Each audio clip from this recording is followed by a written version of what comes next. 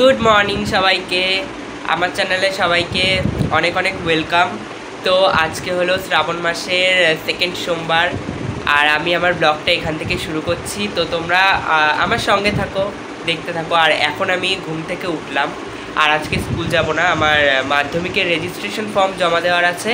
আমার একটা বন্ধুকে স্কুলে গিয়ে দিয়ে আসবো, ও জমা দিয়ে দেবে। তো এখন আমি উঠলাম, উঠে সকালবেলা এই যে পড়াশুনো করা শুরু করে দিয়েছি।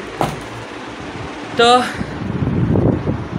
আমি দেখাই পুজোর জায়গাটা, ওখানে এই যে এখন আমি বই পড়ছি।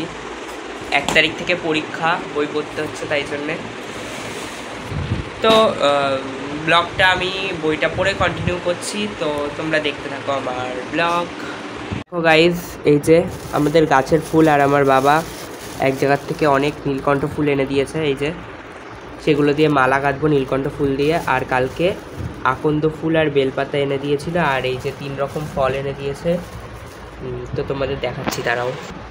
এই যে এই মালাটা দেখো, আরও বানাবো মালা।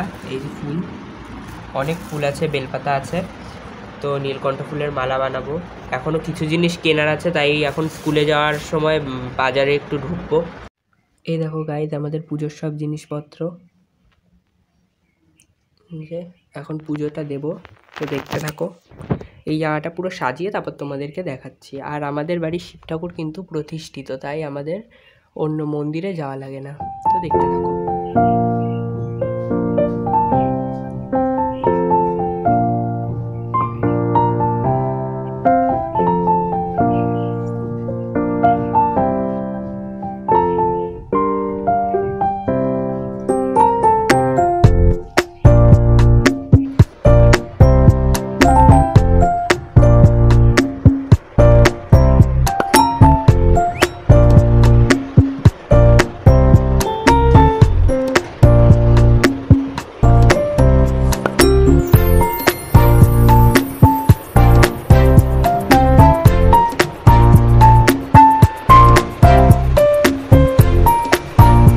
দেখো গাইজ, আমার শিব ঠাকুরটাকে সাজানো হয়ে গেছে, এবার জল ঢালবো। দেখো গাইজ, এখন আমি দুধ, মানে দুধের মধ্যে যা যা দিতে হয়, ঘি, মধু, তারপর তিল, এগুলো দেব। তো তোমরা দেখো। তার আগে আমি ধূপকাঠি মোমবাতিটা ধরিয়ে নিই।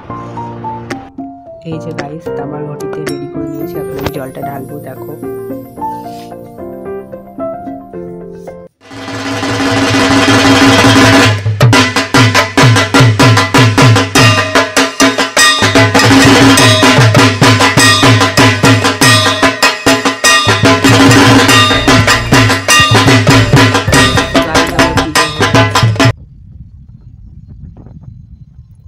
দেখো কি সুন্দর লাগছে আমাদের শিব ঠাকুরকে।